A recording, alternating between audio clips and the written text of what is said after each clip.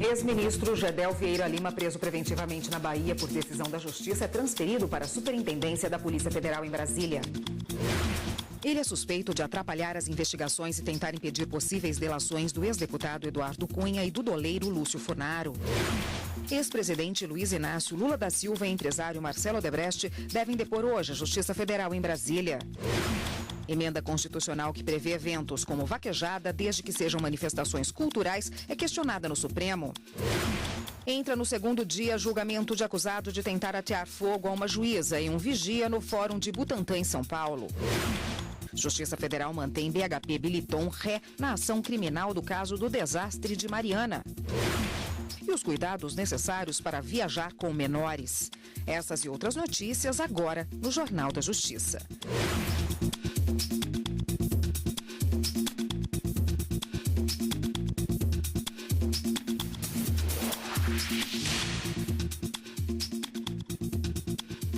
Olá, boa tarde para você. Estão previstos para esta tarde os depoimentos do ex-presidente Luiz Inácio Lula da Silva e do empresário Marcelo Odebrecht à Justiça Federal em Brasília. Os depoimentos fazem parte da ação penal que investiga irregularidades no Fundo de Investimentos do Fundo de Garantia por Tempo de Serviço, administrado pela Caixa Econômica Federal. O repórter Gabriel Seafrei tem as informações. Boa tarde, Gabriel. Boa tarde para você, Érica. Boa tarde a todos. São 5 réus nesse processo. O ex-ministro Henrique Eduardo Alves, o empresário Alexandre Margoto, o ex-vice-presidente da Caixa Econômica Federal, Fábio Cleto, o ex-presidente da Câmara dos Deputados, Eduardo Cunha, e também Lúcio Funaro, apontado pelos investigadores como operador de Cunha. Lula e também Marcelo Odebrecht serão ouvidos na condição de testemunhas. O ex-presidente foi indicado pela defesa de Eduardo Cunha e o empresário Marcelo Odebrecht pela defesa de Lúcio Funaro. Nesse processo, a polícia e também a Justiça investigam um suposto esquema para pagamento de propina para obtenção de empréstimos junto ao Fundo de Investimentos do FGTS. Dos 5 réus, 3 estão presos e 2 fizeram acordo de colaboração premiada com a Justiça. Érica. Obrigada, Gabriel. O ex-ministro da Secretaria de Governo, Gedel Vieira Lima, chegou a Brasília na madrugada de hoje. Ele foi preso preventivamente por determinação da Justiça pela suspeita de atrapalhar investigações. Gedel Vieira Lima foi levado para a Superintendência da Polícia Federal. O ex-ministro da Secretaria de Governo de Michel Temer e ex-ministro da Integração Nacional do governo Lula foi preso na Bahia por decisão da 10ª Vara da Justiça Federal do Distrito Federal. Ele deve ser transferido para o complexo penitenciário da Papuda. A defesa do PMDBista divulgou nota onde diz que considera desnecessário o decreto de prisão preventiva. O Ministério Público alega que Gedel Vieira Lima tentou atrapalhar as investigações ao tentar barrar possíveis colaborações premiadas do ex-presidente da Câmara, Eduardo Cunha, e do doleiro Lúcio Funaro. De acordo com o MPF, ele tem atuado para garantir que Cunha e Funaro recebam vantagens indevidas e para constranger o doleiro a não fechar o acordo. Gedel é um dos investigados na Operação Cui Bono, que investiga irregularidades cometidas na vice-presidência da Caixa Econômica Federal durante o período em que foi comandada por ele.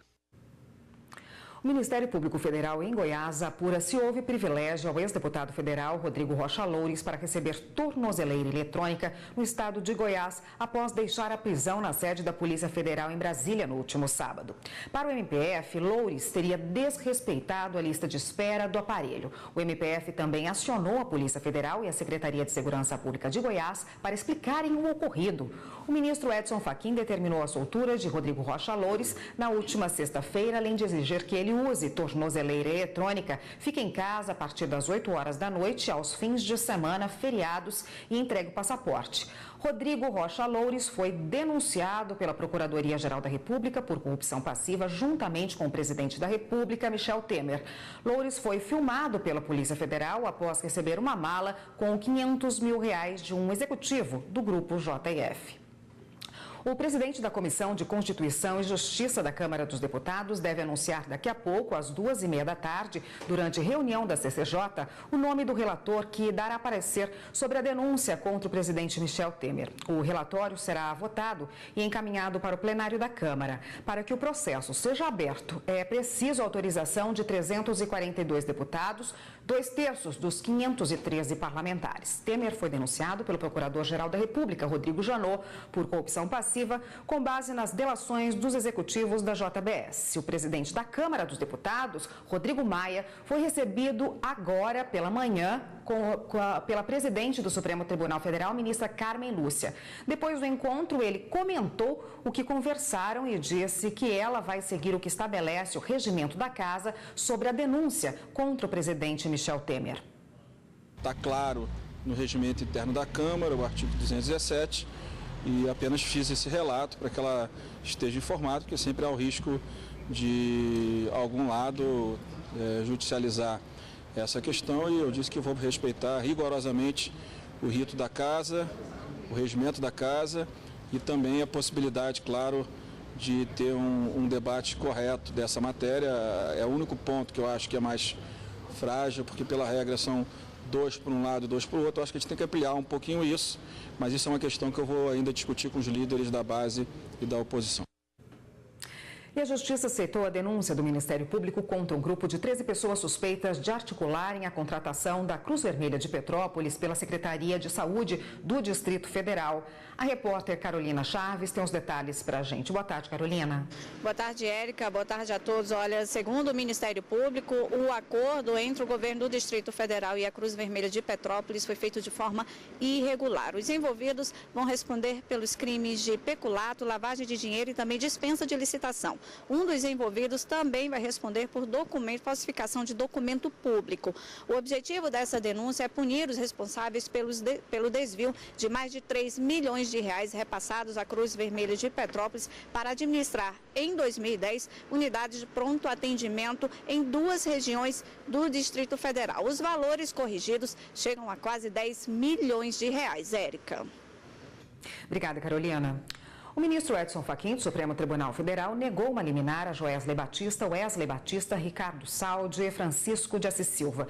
Eles alegam que um ato da Justiça Federal de Brasília teria desrespeitado termos do acordo de colaboração premiada firmado entre eles e o Ministério Público Federal e homologado pelo STF. A Justiça Federal impôs medidas cautelares, impedindo a venda integral de ações subsidiárias da JBS. O ministro Edson Fachin solicitou informações ao juízo da 10ª Vara Federal de Brasília e posterior envio dos autos à Procuradoria-Geral da República.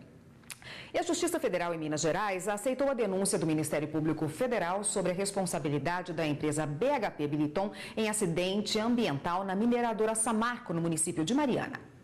A empresa BHP Billiton, acionista da mineradora Samarco, alegou à Justiça que não poderia ser responsabilizada pelo rompimento da barragem no distrito de Bento Rodrigues, em Minas Gerais, que resultou na maior tragédia ambiental da história do país, porque não exerce atividades de mineração no Brasil.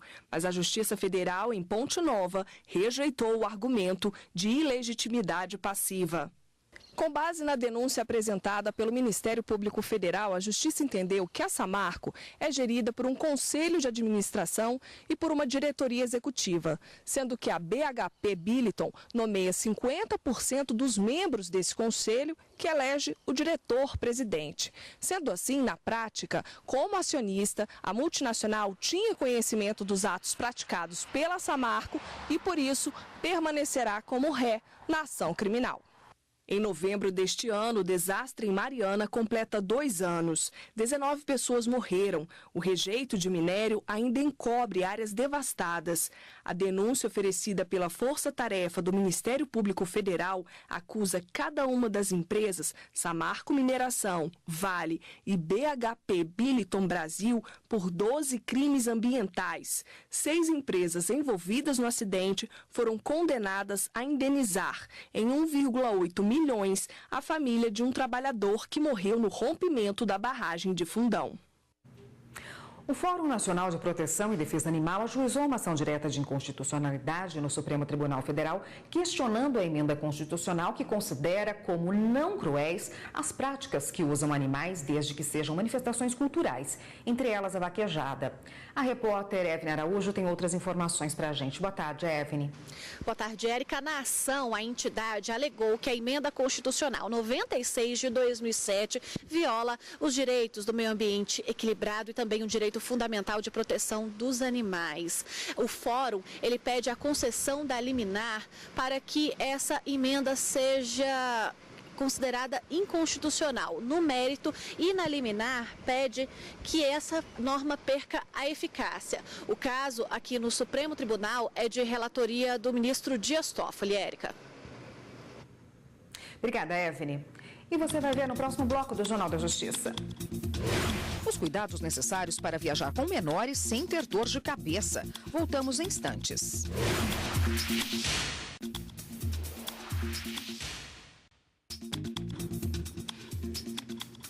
Com a chegada das férias, surgem as dúvidas sobre que documentos apresentar na hora da viagem.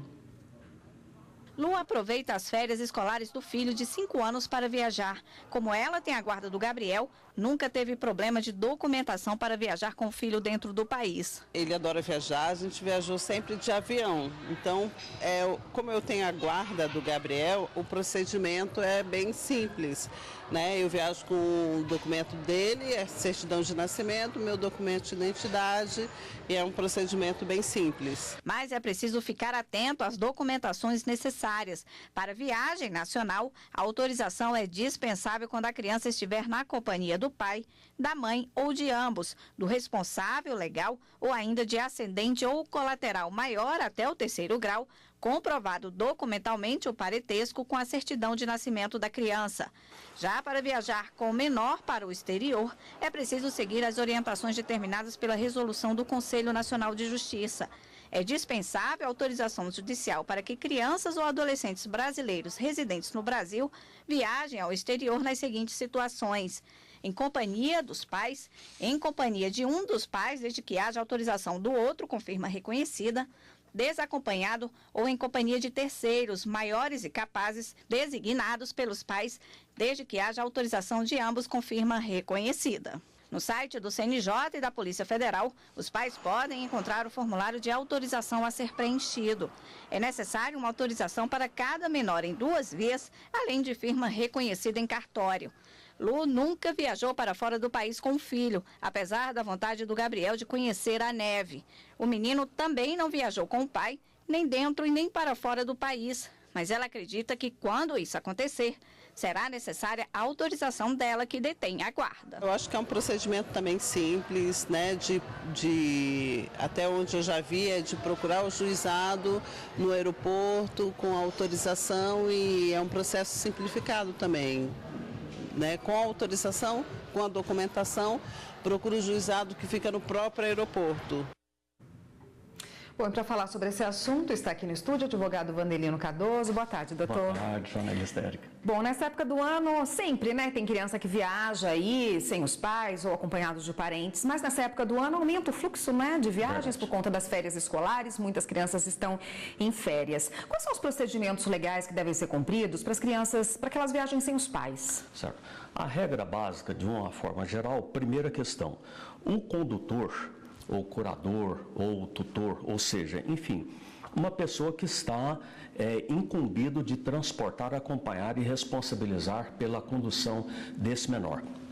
De uma forma geral, de 0 até 12 anos incompleto, criança, de 12 anos até 18 anos incompleto é o adolescente, e ele precisa necessariamente, esse guardião, estar portando os documentos pessoais para fazer a prova com relação a esse menor. Nesse menor, nesse caso específico, ele precisa de estar com a certidão de nascimento, que seja original ou fotocópia autenticada, e no caso dos menores de 12 até 18 anos incompleto, ter portando a identidade. Então, ou seja, esses documentos são necessários para fazer a compatibilidade e a outorga de poderes que esse condutor tem para conduzir esse menor ao seu destinatário. Muda alguma coisa em relação à viagem internacional? Viagem internacional é mais criteriosa, ou seja, primeira questão, o menor, tanto o menor quanto o condutor, ele precisa de estar portando essa documentação que nós houvéramos falado anteriormente, e essa documentação precisa estar em 2 vias, assinado com firma reconhecida, e para cada menor precisa de esse instrumento. Nesse instrumento, por que são 2 vias? Porque uma ficará arquivado perante a autoridade policial, que é a Polícia Federal, e se for transpor uma área via terrestre, o Serviço Especial de Fronteira deve exigir essa documentação com a finalidade de manter o controle e destinação dessa condução desse menor. Mas a viagem internacional, ela é mais abrangente. E é importante nós salientarmos que, no caso do menor, ou seja, de 0 a 18 anos incompletos, além dessa documentação, se ele for viajar com um estrangeiro que seja residente ou domiciliado nesse país de origem, ele precisa necessariamente de ter a outorga da autoridade judicial. É importante nós salientarmos que, se esse menor for conduzido para essa via internacional, essa documentação é de competência do juiz da infância e da juventude. No caso dos pais separados ou a guarda compartilhada, a competência é do juiz de família e sucessão. As regras valem tanto para viagens terrestres quanto aéreas e também marítimas, né? Marítimas também. Observa bem, principalmente agora nesse período, que nós estamos no período de temporada de cruzeiros, se o navio tiver autorização para transpor, afastar-se da costa brasileira de 200 milhas, ou seja, ele vai transpor uma área marítima que não pertence mais ao Brasil, os procedimentos das exigências são as mesmas para a viagem internacional. E na parte terrestre, é importante salientar e enfatizar que também ao transpor um território internacional, ou seja, passou do território brasileiro, ele precisa de se submeter a essas regras também. Tá ótimo. A gente continua esse assunto no próximo bloco, só um minutinho, por favor. E você vai ver no próximo bloco do Jornal da Justiça. Entra no segundo dia julgamento de acusado de tentar atear fogo em uma juíza e um vigia no Fórum do Butantã, em São Paulo. A gente volta já já.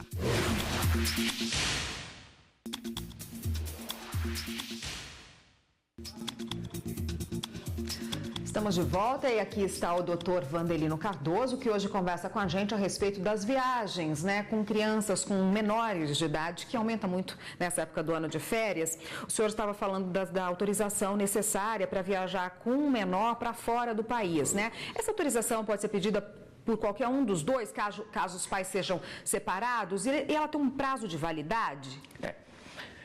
A Lei 8.069, no seu artigo 82, do parágrafo 2º, ele determina o seguinte, que no caso da viagem internacional, o juiz pode conceder um lapso temporal de até 2 anos, desde que isso não gere um prejuízo para o menor. Ou seja, os pais podem fazer a fundamentação solicitando ao juízo competente para que eles peçam essa autorização. Mas, necessariamente, se o juiz entender que essa autorização de 2 anos é um lapso temporal extremamente longo e ele pode causar transtorno para o menor, ele pode indeferir esse pedido e encurtar esse prazo com o objetivo de criar essa proteção.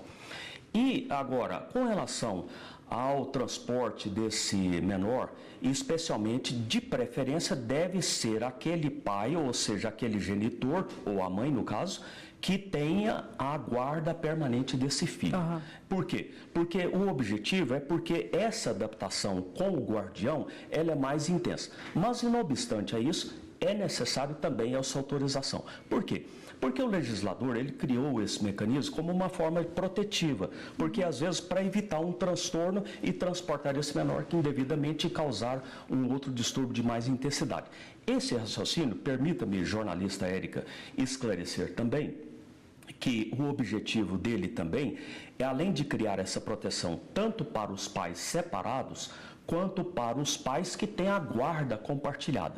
Porque, às vezes, necessariamente, a autoridade policial ou a autoridade do Serviço Especial de Fronteira pode não ter conhecimento dessa compatibilidade desse documento. Então, por medida geral de cautela, esse guardião deve portar esse documento com firma reconhecida para evitar um transtorno.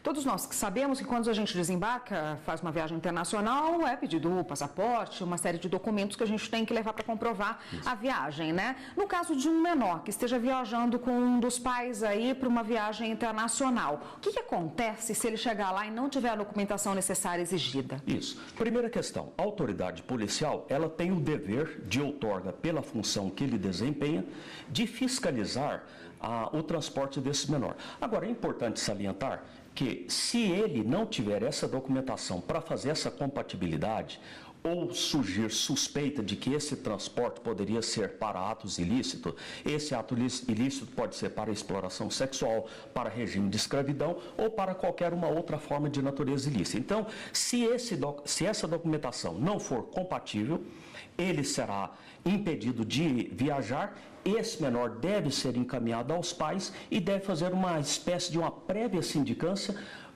de caráter investigativo para verificar se esse transporte seria de natureza ilícita. Tá ótimo, doutor. Muito obrigada pela participação. Eu conversei com o Vandelino Cardoso, que conversou com a gente hoje a respeito da necessidade de autorização e como devem ser os procedimentos legais aí para não ter dor de cabeça na hora de viajar com o menor, né? Obrigada, doutor. Sempre às ordens. Até uma próxima. Um agricultor do Rio Grande do Sul que foi baleado pelo caseiro de uma fazenda vai ser indenizado pelos donos da propriedade. A determinação é do Superior Tribunal de Justiça. A terceira turma do STJ determinou o pagamento de danos materiais, morais e lucros cessantes a um agricultor baleado pelo caseiro de uma fazenda. Os ministros entenderam que os donos da propriedade vão ter que pagar a indenização, uma vez que o caseiro estava no desempenho das funções no momento dos disparos. De acordo com o processo, a fazenda tem uma fonte de água que era utilizada pelo agricultor, vizinho das terras. Mas em um determinado momento, o homem começou a ser impedido de utilizar a água. Por conta disso, o filho do agricultor discutiu com o caseiro da fazenda. Ao ficar sabendo da discussão, o produtor se dirigiu à fazenda e foi recebido a tiros pelo empregado da propriedade. O agricultor ficou gravemente ferido. O juiz de primeira instância condenou os donos da fazenda a indenizarem a vítima, mas o Tribunal de Justiça do Rio Grande do Sul reformou a decisão. O processo chegou ao STJ e a relatora do caso, ministra Nancy Andrighi, não acolheu o entendimento do Tribunal de Justiça do Rio Grande do Sul que o incidente entre o caseiro e o agricultor ficou no campo da desavença pessoal e que, portanto, não houve responsabilidade dos patrões do caseiro. Para a ministra, o fato não teria ocorrido se o caseiro não desempenhasse atividades em favor dos donos da fazenda, que exercem relação hierárquica sobre os funcionários. Com base nessas conclusões, os ministros da terceira turma restabeleceram a sentença que condenou os donos da fazenda a pagar R$30 mil de indenização por danos morais, além de custear as despesas com tratamento médico e danos materiais decorrentes da invalidez permanente, correspondente à pensão mensal até o agricultor completar 65 anos de idade. Entrou no segundo dia o julgamento de Alfredo José dos Santos, acusados de tentar atear fogo em uma juíza no Fórum do Butantã, em São Paulo. Em março de 2016, o réu invadiu o fórum com um galão de gasolina e ameaçou queimar a juíza em protesto contra uma decisão judicial que tirou a guarda do filho dele. Alfredo chegou a jogar o líquido sobre a juíza. Toda a ação foi gravada em vídeo. Um vigilante também foi alvo das ameaças. O julgamento teve início ontem e a previsão é de que se prolongue até o fim desta terça-feira. A quarta turma do TST manteve o indeferimento de uma apresentação de uma nova contestação solicitada por a Associação Beneficente do Mato Grosso. A audiência de instrução trabalhista é o momento em que é estabelecido o contato entre as partes e o juiz, que irá proferir a sentença de primeiro grau. É nessa etapa que são colhidos os depoimentos e as testemunhas são ouvidas. Uma associação beneficente de Mato Grosso entrou na Justiça do Trabalho pedindo que fosse aceita a apresentação de uma segunda contestação depois do adiamento da audiência de instrução de uma reclamação trabalhista. A associação alegou que a defesa dela foi prejudicada por não ter podido anexar outros documentos para contestar a existência de vínculo de emprego de um ex-vigia com a entidade. O Tribunal Regional do Trabalho de Mato Grosso manteve o mesmo entendimento da primeira instância, que reconheceu a existência de vínculo de emprego do vigia, porque a associação já havia apresentado os documentos na primeira audiência e, por isso, houve a chamada preclusão, que é quando a parte não pode repetir um ato já consumado ou validado. Em recurso à quarta turma do TST, a associação reiterou o argumento de cerceamento do direito de defesa. Mas a relatora do caso, desembargadora convocada Silene Ferreira Amaro Santos, observou que, embora não haja preclusão quanto à juntada de documentos até o encerramento da instrução, não houve, no caso, a limitação do direito de defesa, porque os documentos já haviam sido entregues pela entidade. A audiência não foi realizada, mas a contestação já estava lá. Eu acho que se a empresa pretendia fazer algum ajuste, alguma coisa, ela deveria ter pedido. Então, exclui a minha contestação e na próxima audiência eu trago outra. Para a desembargadora, mesmo que a associação entregasse novos documentos, eles não seriam capazes de superar as demais provas que comprovaram a existência do contrato de trabalho com o vigia. A decisão foi unânime e já transitou em julgado. Nos últimos anos, cresceu o número de pessoas com mais de 50 anos no mercado de trabalho formal e mesmo os aposentados têm direitos semelhantes a outros trabalhadores. Já são 12 anos de aposentadoria, mas o baixo valor do benefício fez com que Dona Maria Sebastiana continuasse trabalhando. Hoje ela usa o salário como uma forma de renda extra e não pretende parar tão cedo. Primeiro que eu tenho saúde, né? E segundo, porque eu preciso de uma renda melhor. Se eu for contar com a minha aposentadoria, eu não pago nenhum plano de saúde na minha idade. Em 2010, o número de trabalhadores com idade entre 50 e 64 anos chegava a 5 milhões e 900 mil.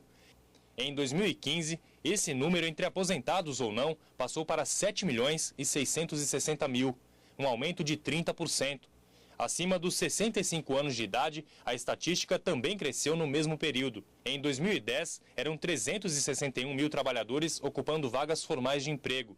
5 anos depois, eram 574 mil.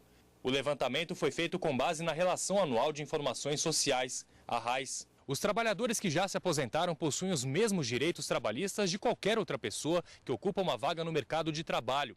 Entre as obrigações estão o pagamento de INSS e também de imposto de renda. Eles também podem ter férias, recebem 13º salário e também têm direito ao salário família. Já os direitos previdenciários são afetados. Que a Lei 8.213, que é a Lei de Benefícios do INSS, resguarda no artigo 18, parágrafo 2º, apenas o serviço social e a reabilitação profissional. Ou seja, nada com que um trabalhador, por exemplo, com uma doença grave, não possa se afastar do trabalho que ele atualmente exerce. Ele vai ficar sem receber a remuneração do trabalho, recebendo só a aposentadoria. Já para os trabalhadores que têm mais de 60 anos e ainda não se aposentaram, todos os direitos estão mantidos. O Jornal da Justiça, primeira edição de hoje, fica por aqui. Para você, uma ótima tarde. Até amanhã.